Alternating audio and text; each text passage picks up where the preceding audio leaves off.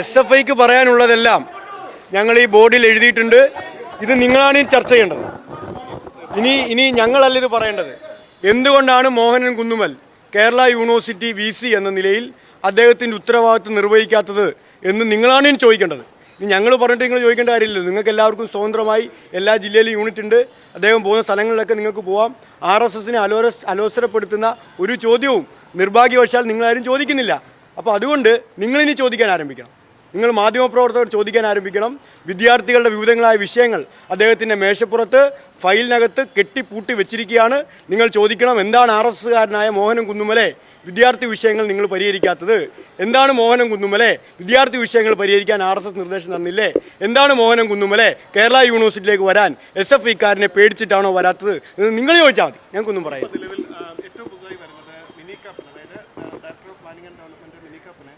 ഈ ചുമതല ഏറ്റെടുക്കാൻ രജിസ്ട്രാർ ചുമതല ഏറ്റെടുക്കാൻ താല്പര്യമില്ല എന്ന് കാണിച്ച് വീണ്ടും VCക്ക് അങ്ങോട്ട് കത്തയച്ചു. അതായത് തനിക്ക് രജിസ്ട്രാർ അധിക ചുമതല വഹിക്കാൻ കഴിയില്ല എന്ന് പറഞ്ഞു.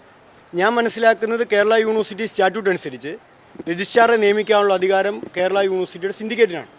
ആ രജിസ്ട്രാറെ മാറ്റുന്നൊരു ഘട്ടം വന്നാൽ പോലും താൽക്കാലികമായി ആർക്കെങ്കിലും രജിസ്ട്രാറുടെ ചുമതല കൊടുക്കണമെങ്കിലും അത് യൂണിവേഴ്സിറ്റി സിൻഡിക്കേറ്റാണ് തീരുമാനിക്കുന്നത്. RSSകാരന് ബോധവും വിവരവും ഇല്ലാത്തത് കൊണ്ട് മോഹനൻ കുന്നുമ്മൽ അതില്ല എന്ന് നമുക്ക് എല്ലാവർക്കും അറിയാം. അദ്ദേഹം ഈ യൂണിവേഴ്സിറ്റി സ്റ്റാറ്റ്യൂട്ടേ വായിച്ചിട്ടില്ല. KUHSൽ നിന്ന് നേരെ ഒരു സുപ്രഭാതത്തിൽ ഗവർണർ വിളിച്ചു പറഞ്ഞപ്പോൾ അവിടുന്ന് പെട്ടിയും തൂക്കി ഇങ്ങോട്ട് പോകുന്നതാണ്. അപ്പോൾ അദ്ദേഹം പോകുന്ന വഴിക്കെങ്കിലും അത് വായിക്കേണ്ടതായിരുന്നു. ഇപ്പോൾ നമ്മൾ പഠിപ്പിക്കാൻ SFI തീരുമാനിച്ചിട്ടുണ്ട്. ഇങ്ങനെ ഓരോന്നോരോന്നേ നമുക്ക് പഠിപ്പിക്കാം. അപ്പോൾ അദ്ദേഹത്തിന് ഒരു VCക്കും രജിസ്ട്രാർ അധിക ചുമതലയോ താൽക്കാലിക ചുമതലയോ കൊടുക്കാനുള്ള നിയമപരമായ അവകാശമില്ല, അധികാരമില്ല. ഇല്ലാത്ത അധികാരമാണ് അദ്ദേഹം പ്രയോജനപ്പെടുത്തിയത്. അത് നിങ്ങളാണ് ചോദിക്കുന്നത്. ഞാൻ പറഞ്ഞല്ലോ, നിങ്ങൾ RSSനെയോ RSS നിയോഗിക്കുന്ന വൈസ് ചാൻസലർമാരെയോ അലോസരപ്പെടുത്തുന്ന ഒരൊറ്റ ചോദ്യം നിങ്ങൾ ഈ കേരളത്തിലെ പ്രധാനപ്പെട്ട പല മാധ്യമങ്ങളും ചോദിക്കുന്നു. നിങ്ങൾ മനഃപൂർവ്വം ഈ ചോദ്യങ്ങൾ തമസ്കരിക്കുകയാണ്. 4 പ്രധാനപ്പെട്ട വൈസ് ചാൻസലർമാർ ഈ കേരളത്തിലെ സംഘപരിവാരത്തിൻ്റെ പരിപാടിക്ക് ഔദ്യോഗിക വാഹനത്തിൽ പോയി ഇറങ്ങിയിട്ട് നിങ്ങൾ ഏതെങ്കിലും ഒരു പ്രധാനപ്പെട്ട മാധ്യമം പോയി ചോദിച്ചോ? അല്ലയോ പ്രിയപ്പെട്ട VCമാരെ, നിങ്ങളിങ്ങനെ ഔദ്യോഗിക വാഹനങ്ങളിൽ സംഘപരിവാർ പോലെ ഈ രാജ്യത്തെ ഏറ്റവും പ്രധാനപ്പെട്ട ഒരു വർഗീയ ശക്തിയുടെ പരിപാടിക്ക് പകൽ വെളിച്ചത്തിൽ ഇറങ്ങി പോകുന്നത് ശരിയാണോ? രാത്രിയിൽ RSS ശാഖയിൽ പോയി നിക്കറുമിട്ട് ശാഖ ട്രെയിനിങ് നടത്തുന്നതിനൊന്നും ഞങ്ങൾക്ക് വിരോധമൊന്നുമില്ല. വൈസ് ചാൻസലർ വാഹനം ഉപയോഗിച്ച് പോകുന്നതിലും വൈസ് ചാൻസലർ പദവിയിൽ നിന്ന് പോകുന്നതിലും ഞങ്ങൾക്ക് വിരോധം. അവർക്ക് ഇഷ്ടമുള്ള പ്രത്യയശാസ്ത്രമൊക്കെ സ്വീകരിക്കാം. നിങ്ങൾ ചോദിക്കുന്നില്ല. നിങ്ങൾ ചോദിക്കുക. ഇനി നിങ്ങളാണ് ചോദിക്കേണ്ടത്.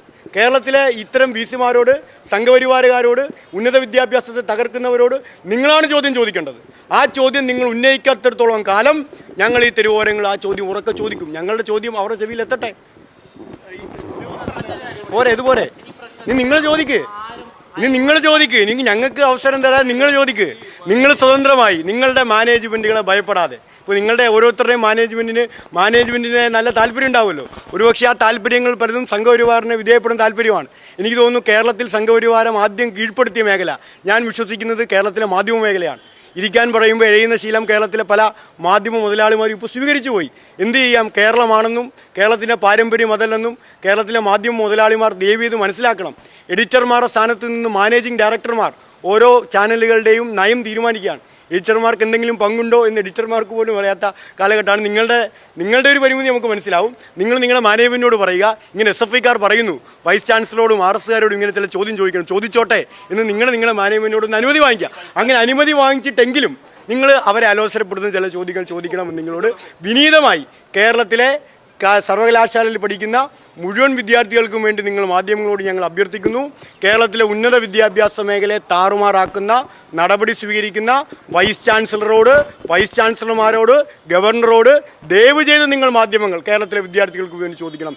എന്തിനാണ് ഈ കൊടുംപാതകം കേരളത്തിലെ പാവപ്പെട്ട സാധാരണക്കാരുടെ മക്കൾ പഠിക്കുന്ന സ്ഥാപനങ്ങളോട് ചെയ്യുന്നത് എന്ന് നിങ്ങളാണ് ചോദിക്കേണ്ടത്. ആ ചോദ്യം നിങ്ങൾ ചോദിക്കണം. അത് ചോദിക്കാൻ നിങ്ങൾ ധൈര്യം കാണിക്കണം. നിങ്ങൾ ഈ കേരളത്തിൽ ജനിച്ചു വളർന്നവരാണെങ്കിൽ, നിങ്ങൾക്ക് ഈ കേരളത്തോട് പ്രതിബദ്ധതയുണ്ടെങ്കിൽ, ഈ കേരളത്തെ മനുഷ്യരോട് പ്രതിബദ്ധതയുണ്ടെങ്കിൽ, കേരളം ഇത്രയും നാൾ ഉയർത്തിപ്പിടിച്ച മതനിരപേക്ഷ രാഷ്ട്രീയത്തോട് നിങ്ങൾക്ക് പ്രതിബദ്ധതയുണ്ടെങ്കിൽ, ദയവ് ചെയ്ത് പ്രിയപ്പെട്ട മാധ്യമ സുഹൃത്തുക്കളെ, നിങ്ങൾ ഈ കേരളത്തിലെ മതനിരപേക്ഷ വിദ്യാഭ്യാസത്തിന് വേണ്ടി സംഘപരിവാരത്തോട് ചോദ്യം ചോദിക്കാൻ തയ്യാറാവണം.